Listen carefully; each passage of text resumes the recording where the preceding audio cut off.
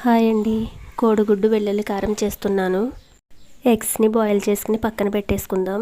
ఒక మిక్సీ జార్లోకి వెల్లుల్లి రెబ్బలు, కారం, సాల్ట్, జీలకర్ర వేసుకుని మెత్తగా గ్రైండ్ చేసుకోవాలి.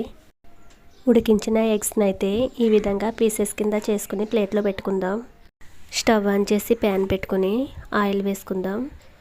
జీలకర్ర, ఆవాలు, తుంచుకున్న ఎండుమిర్చి, కరివేపాకు వేసుకుని వేయించుకుందాం.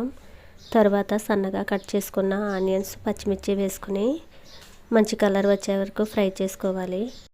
1/2 టీ స్పూన్ పసుపు వేసుకుని మనం ముందుగా రెడీ చేసుకున్న వెల్లుల్లి పేస్ట్ వేసుకుని పచ్చివాసన పోయే వరకు వేయించుకోవాలి. రెడీగా పెట్టుకున్న ఎగ్ పీసెస్ కూడా వేసుకుని ఆయిల్ సపరేట్ అయ్యే వరకు వేయించుకుని కొత్తిమీరతో సర్వ్ చేసుకుంటే టేస్ట్ అయితే సూపర్గా ఉంటుంది. వీడియోకి లైక్ చేయండి, సబ్స్క్రైబ్ చేసుకోండి. Thank you.